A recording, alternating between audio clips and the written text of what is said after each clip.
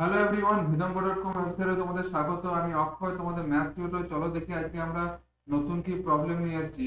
তো দেখো এখানে কি বলা আছে। এখানে বলেছে যে একজন ব্যক্তির নামে 9টি অক্ষর আছে এবং একটি অক্ষর একাধিকবার এবং অন্য অন্য অক্ষরগুলি প্রত্যেকটি একটি করে আছে। ওকে। এবং যদি তার নামের অক্ষরগুলি মোট বিন্যাস সংখ্যা 15,120 হয়, তবে ওই ব্যক্তির নামে এক জাতীয় অক্ষরটি কতবার আছে সেটা আমাদের বের করতে হবে। ওকে। তো এখানে ধরি ব্যক্তির নামে এক জাতীয় অক্ষর এক্স বার আছে। তো ধরি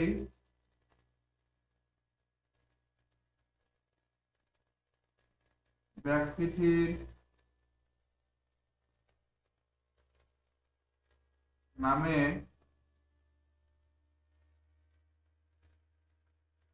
এক জাতীয়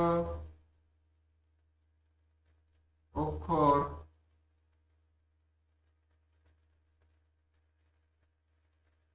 এক্স বার আছে। ওকে। অতএব 9 অক্ষর বিশিষ্ট ব্যক্তির নামে সব অক্ষরগুলো নিয়ে মোট বিন্যাস সংখ্যা হবে। অর্থাৎ এক জাতীয় অক্ষর এক্স বার আছে এবং বাকিগুলো সব একটি একটি করে আছে। ওকে। অতএব 9 অক্ষর বিশিষ্ট ব্যক্তির নামের অতএব 9 অক্ষর বিশিষ্ট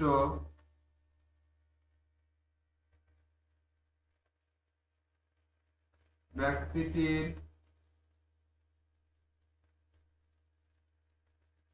নামের সব অক্ষরগুলি নিয়ে সব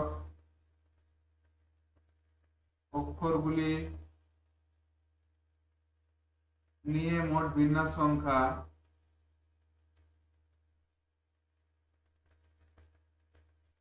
মোট বিন্যাস সংখ্যা equals to factorial 9 divided by factorial x. ওকে। তো এখন প্রশ্ন অনুসারে factorial 9 by factorial x equals to 15,120, যেহেতু বলা আছে নামের অক্ষরগুলি নিয়ে মোট বিন্যাস সংখ্যা হচ্ছে 15,120। অতএব প্রশ্ন অনুসারে factorial 9 divided by factorial x equals to 15,120। ওকে। তো বা factorial x equals to factorial 9 by 15,120, বা factorial x equals to factorial 9 divided by 15,120, বা factorial x equals to, এখন factorial 9 equals to হয় 3,62,880, 3,62,880 divided by 15,120। ওকে। তো এটি যদি আমরা সিম্পলিফাই করি 3,62,880 ডিভাইডেড বাই 15,120, তাহলে এইটা ইকুয়ালস টু হয় আমাদের 24। ফ্যাক্টরিয়াল x ইকুয়ালস টু হচ্ছে 24। ওকে। তারপর আমরা জানি 24 equals to factorial 4, factorial 4 equals to 24। তাহলে ফ্যাক্টরিয়াল x ইকুয়ালস টু যদি ফ্যাক্টরিয়াল 4 হয়, তাহলে x ইকুয়ালস টু কত হবে? যদি factorial x equals to factorial 4 হয়, তাহলে x ইকুয়ালস টু হবে অনলি 4। ওকে। অর্থাৎ ব্যক্তির নামে এক জাতীয় অক্ষর 4 বার আছে। অতএব ব্যক্তিটির নামে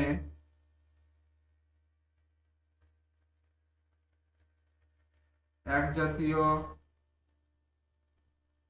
অক্ষর